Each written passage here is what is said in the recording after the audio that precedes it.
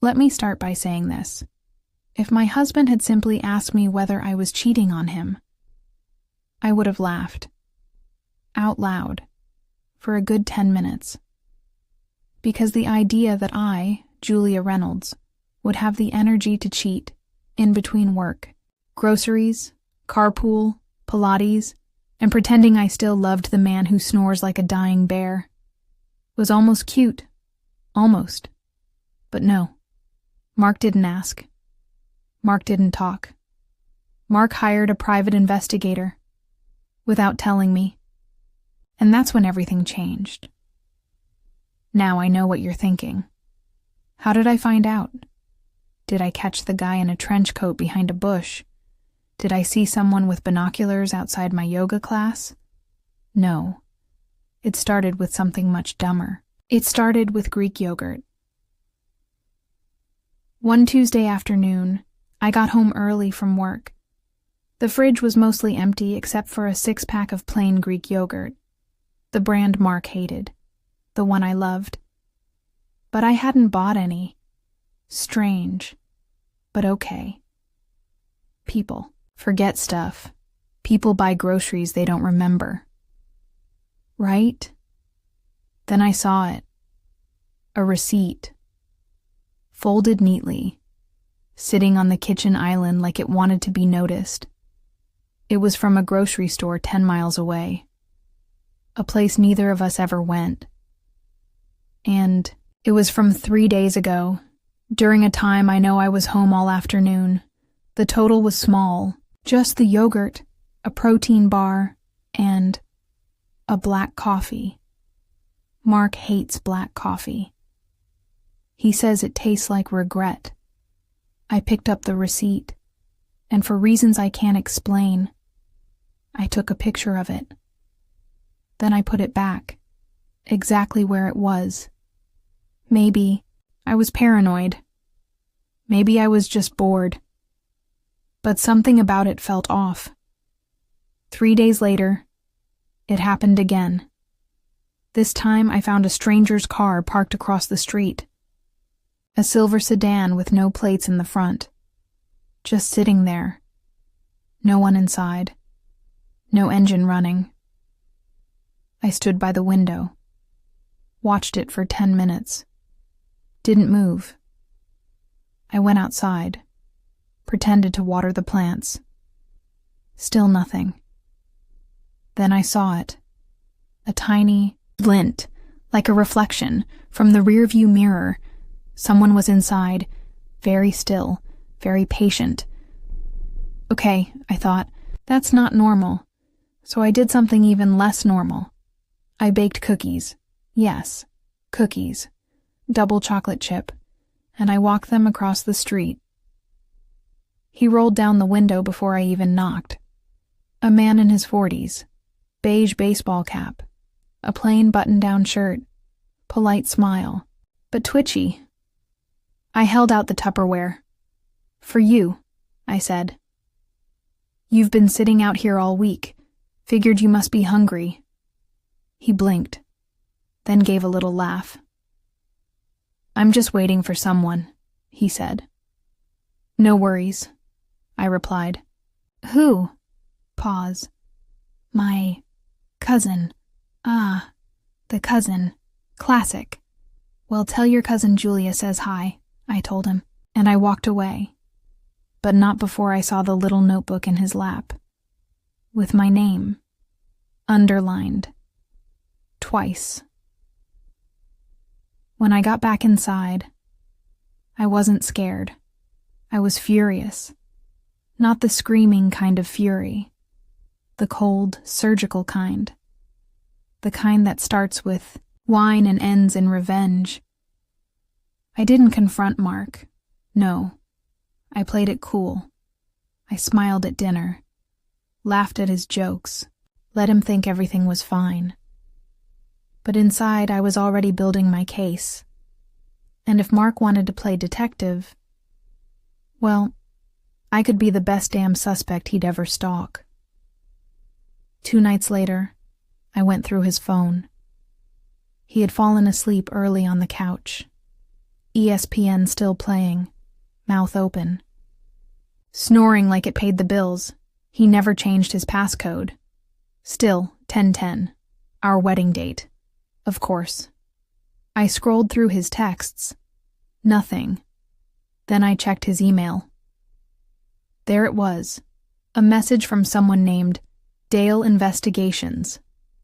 Subject: Line: Week 1 Surveillance Summary. I opened it. PDF attached. Marked as read. I clicked. Photos, videos, timestamps. A list of places I had been that week. Gym, grocery store, library, Target. Each entry had a little note beside it. No unusual activity. Subject alone. Subject spoke with barista. Male, approx. 30, no physical contact.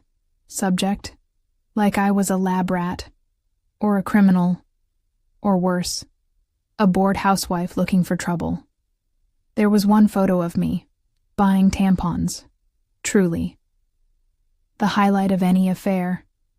I scrolled to the bottom. A final note. Client expressed concerns wife may be concealing online activities.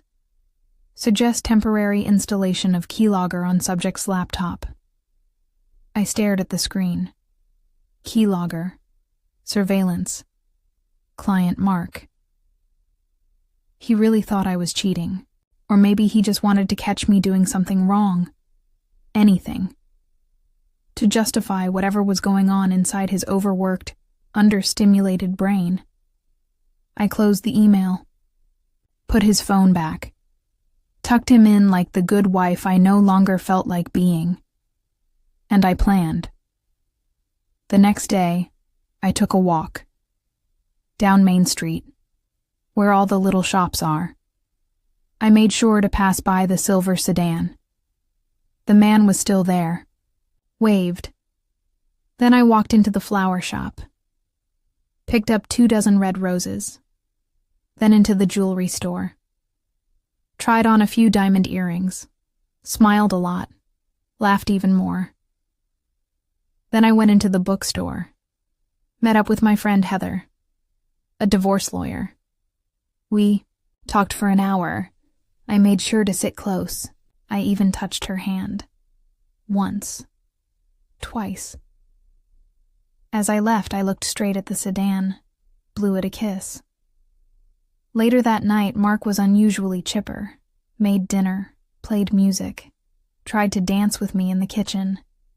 He was testing me, to see if I'd confess to something I hadn't done. So I smiled, twirled, and kissed him on the cheek. Then I asked, "Do you ever feel like someone's watching us?" He froze, just for a second. "Why do you ask?" he said. I shrugged. No reason. Then I poured him a second glass of wine, and toasted. "To honesty," I said. He clinked his glass, and drank. But he didn't smile, because somewhere in that smug little brain of his, he knew I knew. And that was just the beginning. After I toasted to honesty, Mark didn't sleep well. He tossed, turned, got up twice to check the thermostat, and stared at me like I was a puzzle missing half its pieces. It was beautiful. Because now, he wasn't just suspicious, he was paranoid, which meant he'd underestimated me, a rookie mistake. The next morning I woke up early, made coffee, black. Mark walked into the kitchen squinting like a hungover possum. "You're up early," he said. I smiled. "Just wanted a quiet moment with my thoughts," I told him. He nodded slowly, studied my face, and then checked the trash. Yep. He was looking for something. A receipt. A clue. A condom wrapper, maybe. He found nothing, and that made me smile even wider. Now let's talk about Dale, the private investigator, who, as far as I could tell, graduated from the University of Creeping Around in beige clothing. Every time I left the house, Dale was 10 steps behind. He didn't even try to be subtle anymore, so I made it fun for both of us. Day 1. I went to a lingerie store, tried on every lacy thing they had, held them up in front of the mirror, asked the salesgirl loudly if he'd like the red one or the black, then bought nothing. Dale scribbled notes in his car like he was cracking the Zodiac code. Day 2. I had lunch with my friend Marcus. Marcus is gay, but he looks like a Calvin Klein ad. We hugged, laughed, shared dessert. I even fed him a spoonful. Because why not? When we left, I gave him a kiss on the cheek, right in front of the sedan. Dale's jaw practically hit the steering wheel. I waved again. He didn't wave back. Day 3. I went to a motel, paid in cash, used a fake name, sat in the lobby and read a book. After an hour, I walked out, hair tousled, lipstick smudged, looking like sin on a Sunday. Dale's camera clicked nonstop. I could hear it. But here's the thing. There was never anyone with me, just me, my imagination, and a carefully choreographed act of chaos. By the end of the week, Mark was twitchy, checking my phone when I went to shower, asking weird questions like, "So, you still talk to that guy from Pilates?" I played dumb.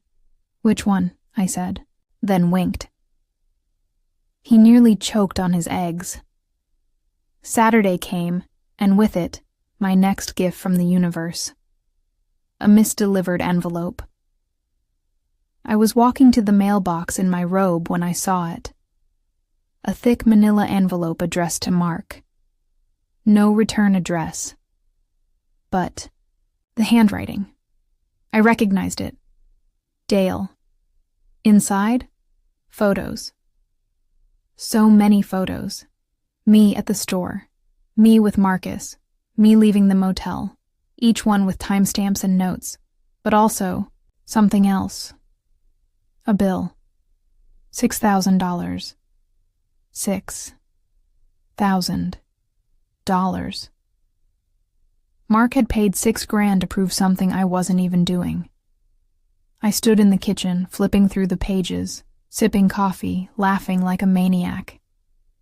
Then I put everything back carefully and waited. That night, Mark came home late. Said he had drinks with a client. His shirt was wrinkled, his tie crooked, and his phone buzzed 3 times before he turned it face down. Interesting. I played along. We watched a movie. Or pretended to. I asked him, "Do you believe people can change?" He blinked. "What do you mean?" Like, if someone's hiding something, should they confess or wait to get caught? He smiled. Tight. Fake. Depends what they're hiding, he said. My grin could have sliced glass. That night, I called Dale. Blocked number. He picked up after 2 rings. "This is Dale," he said, cautious. I didn't waste time. "Hi, Dale. It's Julia Reynolds." You know, the subject. Silence. Long, uncomfortable silence. Then, I'm sorry, ma'am. I'm not. Oh, Dale, save it. You parked outside my house for 2 weeks. You left yogurt receipts. You sent my husband the report. Pause. "You're good," he said. "I'm better," I replied. He cleared his throat. "Why are you calling me?" "Because I have an offer," I said. "One I think you'll want to hear." We met at a diner 2 towns over. Neutral territory. I wore sunglasses and a scarf like some bored socialite in a spy movie. Dale looked nervous. I ordered pancakes. He got black coffee. Let me guess, I said, cutting into the syrup-soaked stack. You need the money. He shrugged. Business has been slow. Your husband was persistent. I leaned in. What if I told you I want to hire you? His eyes narrowed. Hire me? To do what? To spy on Mark. He laughed. Loud. I'm serious, I said. You spent 2 weeks learning everything about me. Time to earn the other side of the story. He sipped his coffee, then nodded. I'm listening. For the next 2 weeks, Dale followed Mark. And oh, what he found. Mark wasn't just hiring PIs and acting twitchy. He was having an affair with someone from his office. Her name was Erica. She was 29. Blonde. Skinny in the way. Only people who skip dinner can be, and worse. She looked just like me. 10 years ago. Dale got photos. Them at a hotel. Her hand on his chest. Him laughing like he hadn't in years. There were receipts, too. Dinners. Gifts. One weekend trip to Vermont, and all while he was working late. How poetic. I sat in my kitchen with the new file. Neat. Organized. Damning. And I smiled, because now I had proof. Not of my affair, but of his, and he had no idea that the hunter had become the prey. That night, I made dinner. Set the table. Candles. Music. A meal so romantic it should have come with a warning label. Mark walked in, surprised. What's all this? Just celebrating us, I said sweetly. Life is short. He smiled, confused but flattered. We ate, laughed, talked about nonsense. Then I gave him a gift, a small box. He opened it. Inside, a flash drive. What's this? He asked. I shrugged. Something to watch. Later. Alone. He looked suspicious, but didn't ask. Just put it in his jacket pocket and poured more wine. At midnight, I heard the click of his office door. Then silence. Then footsteps, fast ones. Then a shout. Julia! I waited. Let him stew. He stormed into the bedroom, face red, flash drive in hand. What is this? Where did you get this? I looked up from my book. Oh, you watched it. He stared at me. You spied on me? I tilted my head. Like husband. Like wife. He looked like he might explode. You had no right. I cut him off. You hired someone to follow me, photograph me, track me. You spent $6,000 to accuse me of something I didn't do. He opened his mouth. Closed it again. I stood.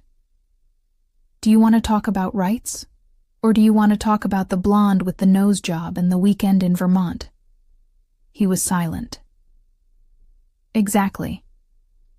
So I smiled, grabbed a suitcase from under the bed, already packed, and said, Mark, I'm leaving.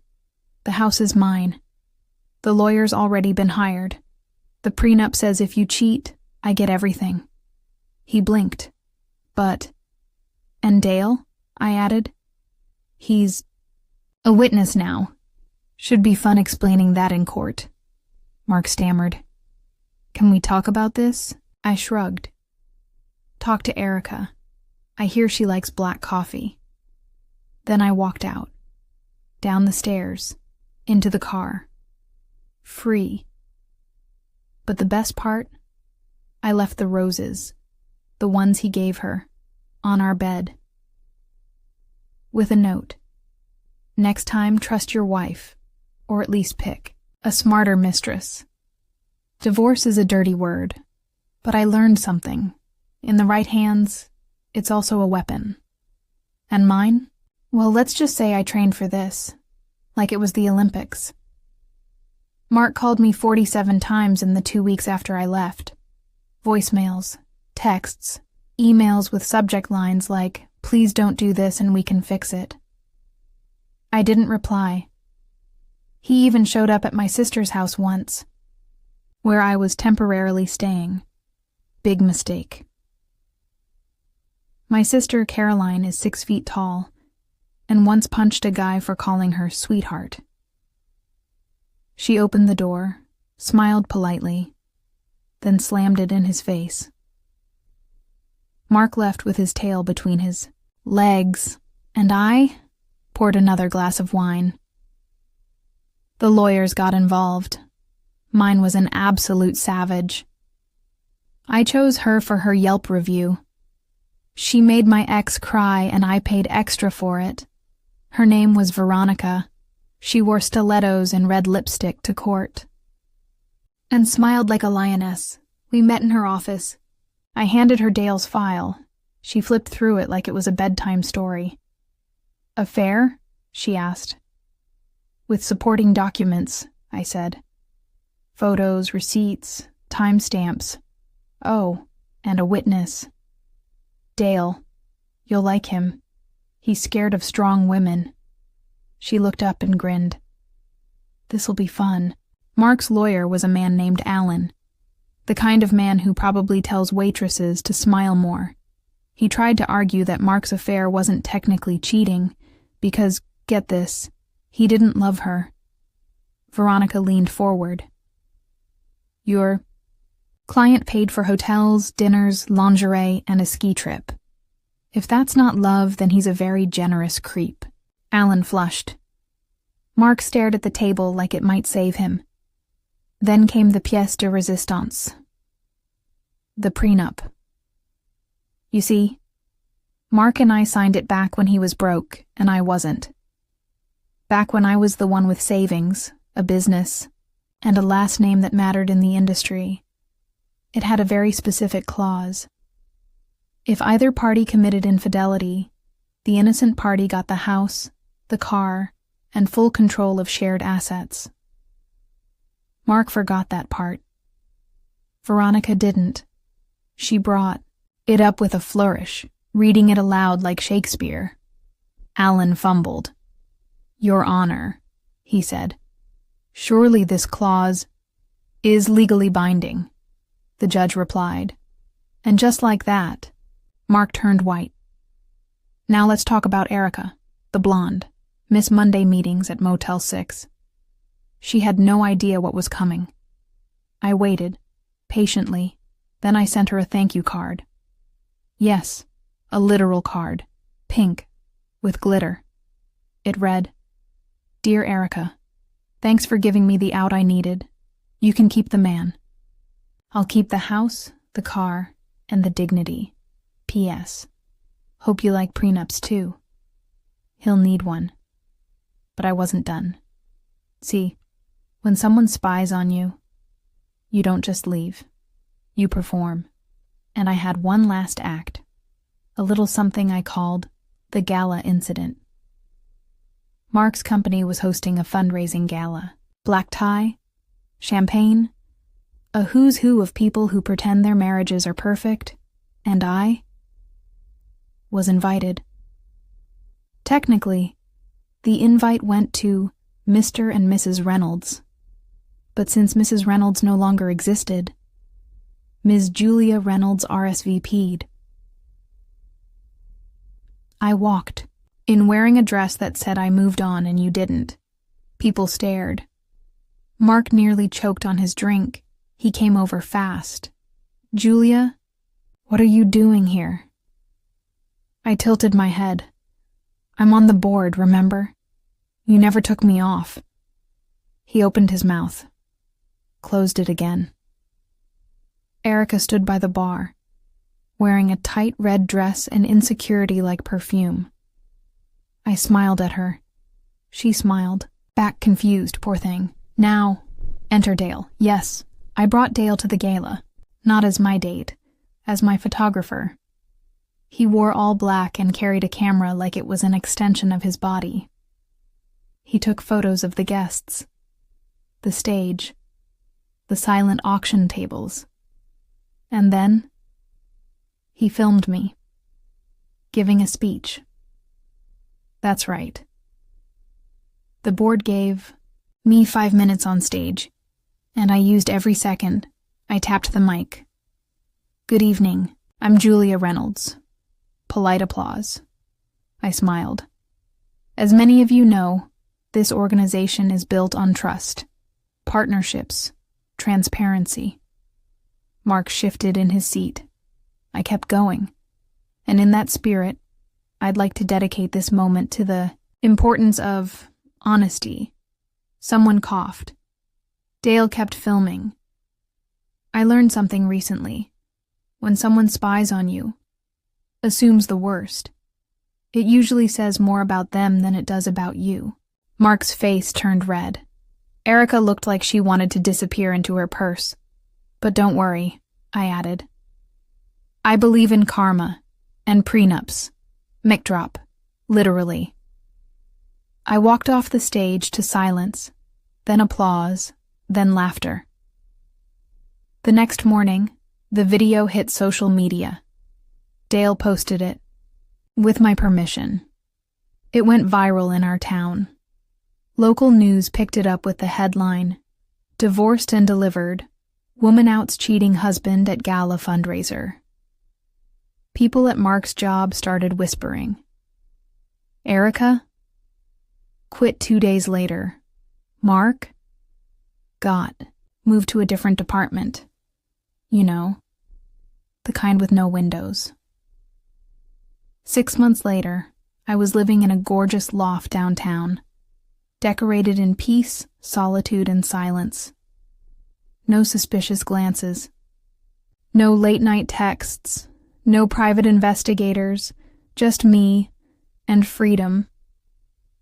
Owen Dale. He quit PI work. Now he teaches a class called How to Get Caught and How to Catch Them. Guess who guest lectures sometimes? Yours truly. Mark still sends emails now and then, mostly sad ones. The last one said, I miss the way we were, I replied once. Short and sweet. I don't. Because here's what people don't tell you. Revenge isn't just fire and fury. Sometimes it's calm, cool, precise. Like a scalpel, not a hammer. And if your husband hires someone to spy on you, give him a show, then burn down the theater, with popcorn in one hand, and the deed to the house in the other.